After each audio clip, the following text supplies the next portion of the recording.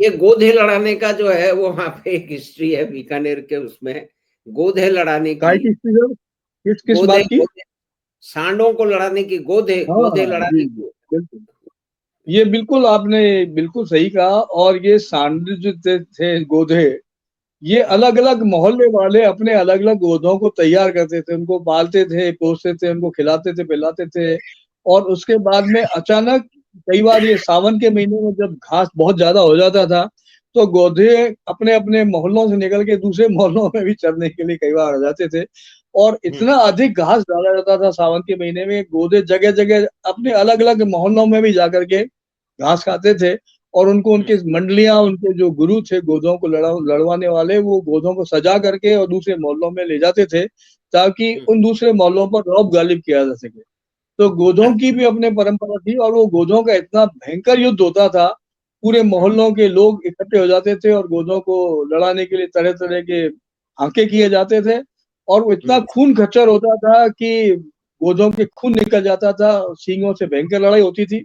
और लड़ाई इतनी लोमहर्षक होती थी कि लगभग 10-15 मिनट से पहले वो लड़ाई खत्म नहीं होती थी।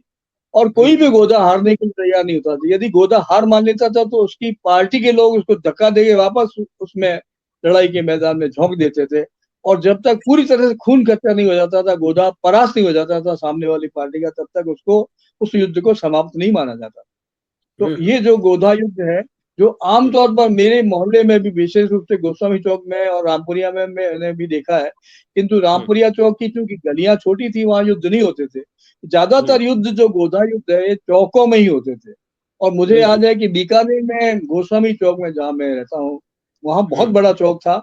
और वो हुँ, चौक पूरा का पूरा ब्राह्मणों के लिए ही बनाया था स्पेशली। वो ज़मीन केवल ब्राह्मणों को ही दी गई थी, ताकि वो हुँ, जितनी दूर तक वो रस्सी जाती है या जो हुँ, चैन जाती है वहां तक, जितनी दूर तक वो जा सके उतनी दूर तक वो सारण तक वो चौक चला गया था। और उस चौक हुँ, के बीचों बीच जो बाद में नल बने थे या जो टूटियां लगाई गई थी, उसके हुँ, आसपास खुला मैदान था और 3-4 गलियों से लोग इकट्ठे होके आते थे। और हुँ, वहां पर गोधों का युद्ध होता था, जिसमें हिंदू, मुसलमान, सिख, ईसाई सभी प्रकार की कम्युनिटी के लोग आते थे। और जब हुँ, गोधा जीत जाता था तो उसको कई बार माला भी पहनाई जाती थी, अच्छा खासा खाना भी खिलाया जाता था। और विजय मुद्रा के साथ में गोधों की टीम अपने मोहल्लों में लौट जाती। हुँ, हुँ, हुँ, हुँ। तो ये बहुत ही जी, रोचक आपने वृत्तांत भाई साहब आपने सुनाया और अब जी, इसके बाद जैसे बीकानेर के राजाओं की बात होती है तो बहुत पहले ना जाए, तो गंगा सिंह जी की बात मुख्य तौर से होती है। तो उस बारे में कुछ जी, आप अपनी स्मृतियाँ कुछ आपके क्योंकि आप वहाँ पे महत्वपूर्ण आपके परिवार रहा है राज खानदान के साथ में, तो उसकी कोई जी। विशेष जो आपको सूचना है या खुद का अनुभव है वो आप बताएँ? देखिए, गंगा सिंह जी के बारे में ये तो लगभग सभी लोग मानते हैं और ये तयशुदा बात है कि जी। महाराजा गंगा सिंह जी विक्टोरिया के समय, विक्टोरिया काल में जब रानी विक्टोरिया इंग्लैंड की महारानी थी, हुँ, उस समय गंगा सिंह जी का क्राउनशिप हुआ था और Ganga Singh ji was considered to be the greatest lion and king of the Rajasthan state. उनसे हुँ, बड़ा सूरमा, उनसे बड़ा ताकतवर व्यक्ति है, उनसे बड़ा स्ट्रैटेजिकल पावरफुल पर्सनैलिटी, जो कि हुँ, सभी प्रकार से दौत्य संबंधों में, राजनीतिक संबंधों में भी और सभी प्रकार के नेगोशिएशंस में एक बहुत ही ब्रिलियंट पर्सनैलिटी रही। इस वजह से हुँ, भी गंगा सिंह जी को रानी विक्टोरिया अपनी बहन, अपना भाई भी मानती है। एक बड़ी हुँ, बात है। हुँ, हालाँकि कुछ लोगों ने किंवदंतियों में ये भी कुछ इधर-उधर ये गप्पें मारी हैं और पोस्ट फेसबुक में भी लिखा है कि शेर से भी लड़ाई की उनकी करवाई थी और फिर उसको वो अजीब तरीके की कहानियाँ उनके साथ जोड़ी गई हैं, जो निश्चित रूप से सही नहीं है। और जी, वो जी। जो किस्से कहानियाँ वो वैसे ही लोगों ने बना दी है। किंतु गंगा सिंह जी पराक्रमी थे और एक हुँ, वेलर में उन्होंने फाइट भी किया, पर्टिकुलरली सेकंड वर्ल्ड वार में, फर्स्ट वर्ल्ड वार में Ganga Singh ji as a general he entered in the warfare. And मेरे ग्रेट ग्रैंडफ़ादर जो मेरे ग्रैंडफ़ादर जो राजगुरु थे बीकानेर परिवार का, हुँ, उन्होंने मेरे ग्रेट ग्रैंडफ़ादर ने विशेष रूप से उनको इस बात का भी आशीर्वाद दिया था, ईश्वरी सिंह जी ने, जो हुँ, जिनको बूढ़ी जी महाराज के नाम से जो विख्यात थे। उन्होंने हुँ, आशीर्वाद दिया था कि वो सेकंड वर्ल्ड वर्ल्ड वार में से विजित होकर के वापस लौट के आएँगे। और ये हुँ, बात सही है कि बिना किसी उसकी कहना चाहिए कि कहना चाहिए युद्ध परक उनको कोई उसको नुकसान नहीं हुआ और प्रॉपर नेगोशिएशन के बाद वार समाप्त हो गई और युद्ध में शामिल होकर के गंगाजीत सिंह जी सकुशल बीकानेर लौट के आए। और उसके बाद एक बड़ी बात ये हुई कि उनका एक पराक्रम, उनका नेगोशिएबल, उनका जो पावर थी, उसको सभी ने स्वीकार किया।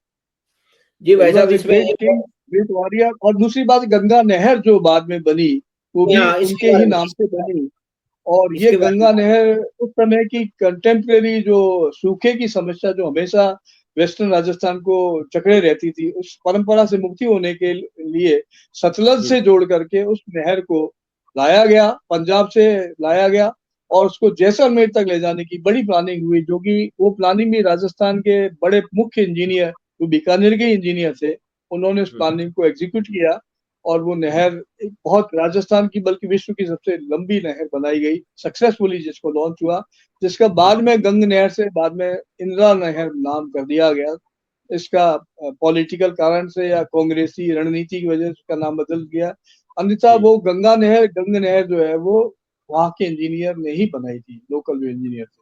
जी तो जी भाई साहब, और जैसे गंगा सिंह जी क्योंकि बात हो रही है तो थोड़ा बहुत जो भी जानने समझने में पहले भी सामने आया है, तो उसके हिसाब से जितने सारे राजाओं के असेंबली में कई बार चित्र हैं, तो उसमें अगर कोई सचमुच में राजा दिखता है या लगता है, वो तो महाराजा गंगा सिंह जी थे।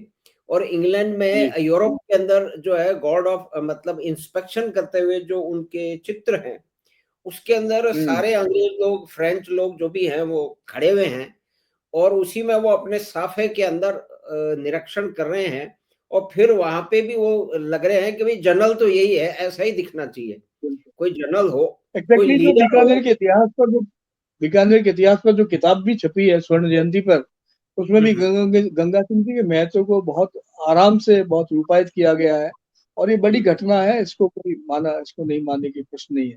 और उसके बाद साधु सिंह जी को भी उन्होंने राय दी थी कि Bikaner may go little bit backward from Jaipur, Jaipur is coming strongly और डिप्लोमेटिक रिलेशन में बीकानेर को इनिशिएटिव लेना चाहिए। और उस वजह से उनके पुत्र साधु सिंह जी ने बीकानेर को सबसे पहली स्टेट के रूप में बीकानेर को मर्जर किया राजस्थान रियासत के साथ में, जो एक बड़ी घटना थी। और इसके पीछे में निश्चित रूप से गंगा सिंह जी का ब्रेन काम कर रहा है। जी।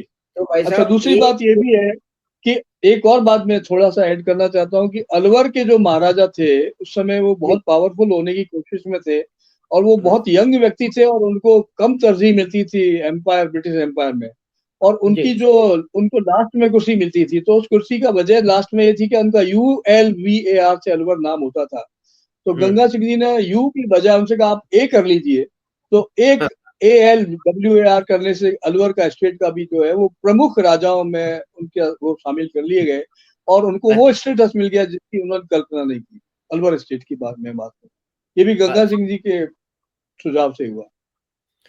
और एक भाई साहब, ये बहुत ही रोचक चर्चा है और जैसी पहली योजना थी, तो अब तो आपके सहयोग और आशीर्वाद से इस कार्यक्रम को, बीकानेर की जो कथाएं हैं उनको हम आगे बढ़ाएंगे।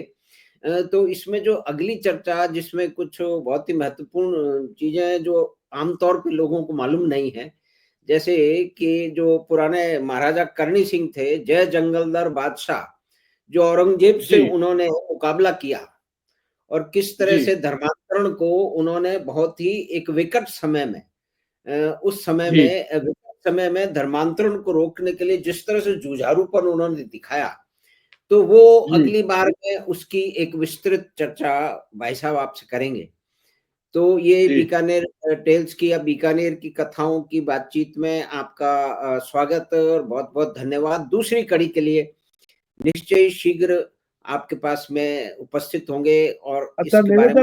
निवेदन कर देता हूँ, जो मेरी बात थोड़ी सी छूट गई थी, वो लक्ष्मी नारायण जी का मंदिर है, जो मैं आपको नाम भूल गया, जो कौन सा अंतिम सर? छोर में लक्ष्मी नारायण जी का मंदिर, लक्ष्मी नारायण जी का मंदिर, लक्ष्मी नारायण जी का वो बहुत मंदिर। प्रसिद्ध मंदिर है, बीकानेर की पूजनीय मंदिर है, वहाँ सभी लोग जाते हैं और सभी अवसरों पर वहाँ संपन्न, बीकानेर का बहुत संपन्न मंदिर है। उधर आपका नागणी जी का मंदिर है, करणी माता है, और तीसरा सबसे महत्वपूर्ण मंदिर लक्ष्मी नारायण जी का मंदिर है, जो भी जहाँ भी हमारा जाना पड़ा। बहुत धन्यवाद, शुक्रिया। धन्यवाद भाई साहब, धन्यवाद, बहुत बहुत धन्यवाद। आपके पास पुनः लौटेंगे बीकानेर की कथाओं को आगे बढ़ाने के लिए। जी, thank you very much. Thank you sir. तो बीकानेर की कथाओं की एक कड़ी के रूप में हम बातचीत कर रहे थे जाने-माने पत्रकार, चिंतक, लेखक और विचारक श्री अशोक आत्रेय साहब से, जो कि बीकानेर से आते हैं। बीकानेर के बारे में बहुत सारी स्मृतियाँ हैं, बहुत सारी जानकारियाँ हैं। तो उनके पास फिर भी लौटेंगे और बीकानेर की कथाओं की जो कड़ी है, उसको आगे बढ़ाएँगे। तो हमें आशा है कि ये छोटी-सी बातचीत जो कि बीकानेर के बारे में हुई, वो आपको पसंद आई होगी। तो आप चैनल बात 25 को सब्सक्राइब करें और लिंक अपने मित्रों और परिवार के साथ साझा करें। हम आपसे फिर मिलेंगे बात 25 की अगली बार। धन्यवाद, नमस्कार।